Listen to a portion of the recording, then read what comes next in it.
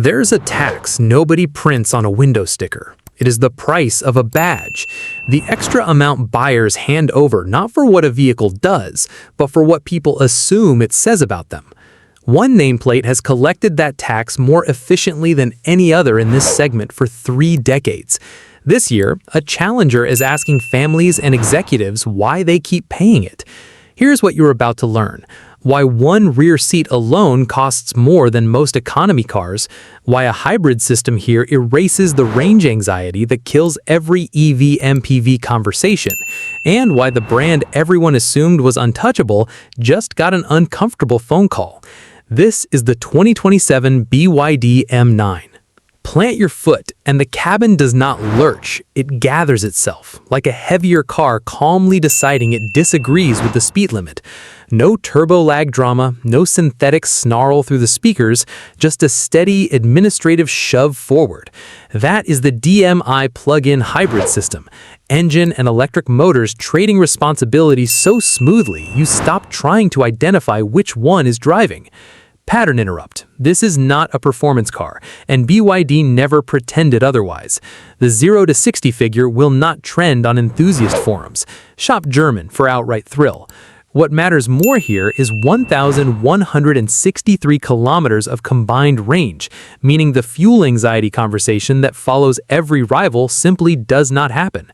One quotable truth, this is the first car in the segment engineered for the passenger's patience, not the driver's ego. Outside, that confidence gets louder and a lot more likely to start an argument in your group chat. But nobody in this segment says out loud, the math here might make 3 legendary badges look expensive on purpose. Here is the uncomfortable opinion. Badge prestige in this segment has coasted on inertia, not innovation, and the M9 finally makes that obvious.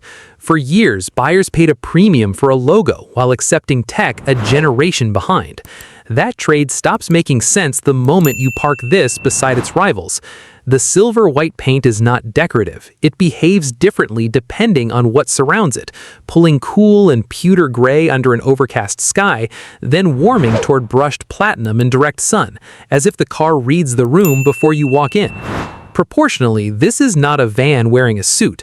It's built the way a private jet cabin is built. Long, deliberate, every inch making the interior feel inevitable. Up front, the split light signature doesn't ask to be noticed. It insists, a thin, unbroken line borrowed from nothing else on the road. At the rear, the full-width light bar pulls a rarer trick. It looks wider standing still than moving. Exactly the detail a design team includes when the real audience is the person watching it arrive. Open the rear door and the first thing you notice is not a screen. It's the absence of a center console, replaced by a fixed armrest wide enough for a laptop, as though this space was built for a boardroom that moves at highway speed. The air carries a faint note of leather and cedar, nothing synthetic sweet about it. Your eyes land on the extendable leg rests first, already half deployed, an unspoken invitation. Ahead, 3 displays do not compete for attention. They shift color temperature together, warming toward amber as daylight fades. So the cabin reads as one mood, not 3 machines arguing for your eyes. Up front, the experience turns businesslike. In the second row, it becomes a private suite, heated, ventilated, massaging chairs that recline further than most business class seats you've paid extra for. Run a hand across the door trim and the difference is immediate. This is not plastic pretending to be leather. It holds warmth the way skin does. Remember that rear seat costing more than most economy cars alone? This is what that meant. Here's the part almost no one is discussing. Those second-row captain's chairs are not a feature bolted on to win a spec sheet argument. They are the design brief the entire vehicle was built around. Each seat carries independent power adjustment, built-in massage programming with several intensity settings, heating and ventilation that respond within seconds, and leg rests extending far enough to support your calves, not just your ankles. None of that is unusual alone. First-class airline seats offer pieces of it. What is unusual is finding all of it refined and integrated in a vehicle priced to compete with cars that still treat heated rear seats as an option box. That tells you who BYD built this for. Not the driver chasing a badge, but the executive who needs the next 30 minutes to stop feeling like a commute. This vehicle gets better the longer you own it. In its softest mode, the suspension behaves like it is apologizing for every pothole before you feel it, absorbing expansion joints that would rattle a cup holder in lesser MPVs. In its most committed mode, that same suspension tightens up and starts making promises instead of apologies. Body roll shrinks, the nose settles, and for a vehicle this size, it corners with an honesty that catches you off guard. On an ordinary Tuesday, that means school pickup and a grocery run happened without anyone in the backseat noticing the road changed underneath them. On the one extraordinary day a year when you are driving 3 hours to a meeting that decides a quarter's numbers, it means arriving having worked, not recovered. This is a car with two personalities that never argue with each other. Price first, because everything else depends on it. The M9 undercuts all three rivals here by a margin wide enough to change the calculus.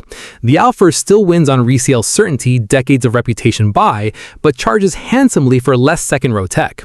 The Lexus LM matches the M9's ambition toward first-class comfort, but asks a steeper price betting on badge equity alone. The Zeekr 009 is the closest fight, similarly tech-forward, but the M9's hybrid range removes the charging anxiety that still follows the 009. Honestly, on ownership, hybrid means you are not fully escaping fuel stops, but rarely enough that savings against a combustion Alphard show within the first service interval. The argument no rival matches is simple. You are not choosing between comfort and range, you get both. For the right buyer, this is not expensive. It is exactly priced. This is for the person who has sat in the back of a hired car after a red-eye flight and decided, quietly, that comfort is not a luxury, but a requirement for doing tomorrow's job well. If you are buying an MPV purely to be seen or riding in one, badge equity still belongs to the Alphard, and no massage setting undoes 3 decades of reputation overnight. But if you are buying to actually live in that back seat for hours at a time, the M9 doesn't just compete with the badge tax I mentioned at the start, it makes paying that tax look like a choice nobody needs to make anymore. The best luxury car is not the one with the most expensive name on the trunk, it's the one that stops reminding you it's a car at all. So here's the question worth arguing about below. Can a car this young actually dethrone 30 years of Alphard prestige, or does badge loyalty outlast even the best spec sheet? Subscribe to be part of that argument as it plays out. If comfort convinced you here, raw aggression will do the opposite. Watch this 912 HP SUV does a tank turn. 2027 BYD Denza N9 is illegal next because the same company built something that should not legally corner like that. This is Elite Drive. We will see you in the next one.